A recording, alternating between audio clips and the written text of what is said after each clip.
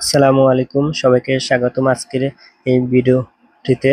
আমি শরীফুল ইসলাম, আর আজকে আমরা আলোচনা করব এমন একটি বিষয় নিয়ে যেটা প্রায় প্রতিটি নতুন বাবা মায়ের একটা প্রশ্ন তৈরি করে, বেবি ওয়াকার ব্যবহার করব না করব না। এই ছোট্ট যন্ত্রটি সত্যি কি শিশুকে হাঁটতে শেখায়, নাকি এর পিছনে লুকিয়ে আছে কিছু বিপদ? চলুন আজকে জানি এর সুবিধা অসুবিধা, বৈজ্ঞানিক ব্যাখ্যা এবং আমাদের এক্ষেত্রে কি করণীয়। এজন্য ভিডিওটি একদম শেষ পর্যন্ত দেখবেন, কারণ আজ আপনি হয়তো এমন কিছু জানবেন যা আপনার শিশুর আগামী ভবিষ্যৎ গঠনে বড় ভূমিকা রাখবে। এটা এক ধরনের মোবাইল চেয়ার বা ছোট গাড়ির মতো, যাতে চাকা থাকে। শিশুরা যাতে বসে নিজে নিজে পা দিয়ে ধাক্কিয়ে এক জায়গা থেকে সহজে কি অন্য জায়গায় যেতে পারে, দেখে মনে হয় সে যেন হাঁটছে।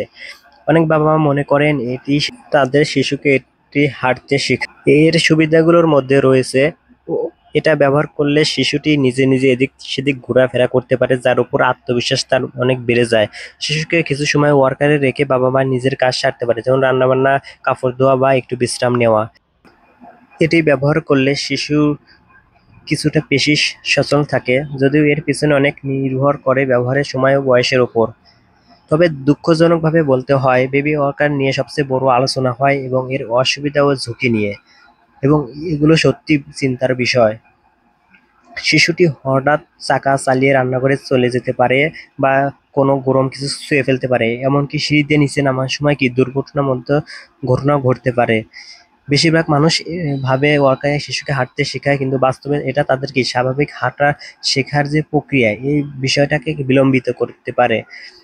ওয়াকারের এই যন্ত্রে শিশুর শরীরের সামনের দিকে ঝুলে থাকে এবং সে পায়ের আঙ্গুল দিয়ে ঠেলতে শেখে, যেটা হাঁটার সঠিক ভঙ্গি নয়। কিন্তু এতে ভবিষ্যতে শরীরে অস্বাভাবিক গঠন বা ব্যাক পেনের সমস্যা হতে পারে। যখন শিশুকে কৃত্রিমভাবে সাধারণভাবে চলাচল করতে দেওয়া হয়, তখন সে প্রাকৃতিকভাবে শেখার থেকে কিছুটা বঞ্চিত হয়, কারণ মাটি ছুঁয়ে চলাফেরা, পড়ে যাওয়া, উঠে দাঁড়ানো এসবই কি শেখার একটা অংশ।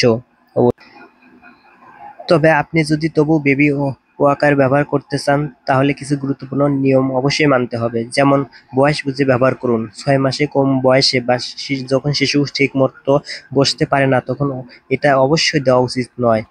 শিশু ওয়াকারে থাকলে কখনোই তাকে একা ছেড়ে যাবেন না, চোখে আড়ালে অবশ্যই রাখবেন।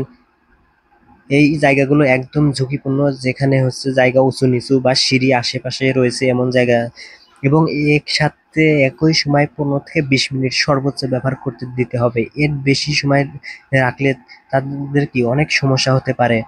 চাকা যেন মসৃণভাবে ঘোরে এমন জায়গায় বেছে নিন, এবং আপনার শিশুর শারীরিক গঠন অনুযায়ী এটা উপযোগী কিনা সেটা আগে নিশ্চিত হওয়া কি প্রয়োজন। এজন্য আমি বলবো, এটা আপনারা অবশ্যই ব্যবহার করতে পারেন। আপনারা আপনাদের বাসাবাড়িতে, যেহেতু আমাদের শহর অঞ্চলগুলোতে বাসাবাড়িতে ওরকম লোকজন থাকে না, বাবা অফিসে চলে যায়, মা একাই থাকে, কিছু সময় দরকার হয় যে বেবিকে কোথাও রেখে 5-10 মিনিট একটা কাজ করবে, কিন্তু সেক্ষেত্রে কি পসিবল হয় না। এজন্য এটা যদি আপনারা ইউজ করেন, সহজে কি এই কাজটা করতে পারবেন। এতে করে খুব সমস্যা হবে না। কিন্তু অবশ্যই আপনার মনে রাখতে হবে,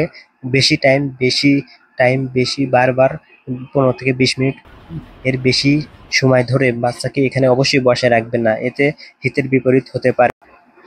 সুতরাং বন্ধুরা, বেবি ওয়াকার একটা উপকারী জিনিস হতে পারে যদি আপনি এটি সঠিকভাবে নির্ধারিত সময়ের জন্য এবং সচেতনভাবে ব্যবহার করেন। তবে শিশুর বিকাশে যেহেতু একমাত্রিক নয়, বরং মানসিক, শারীরিক এবং আবেগ, তাই কোনো যন্ত্রের উপর নির্ভর করে নয়, নিজের ভালোবাসা, সময় আর মনোযোগ দিয়েই তাকে বড় করুন।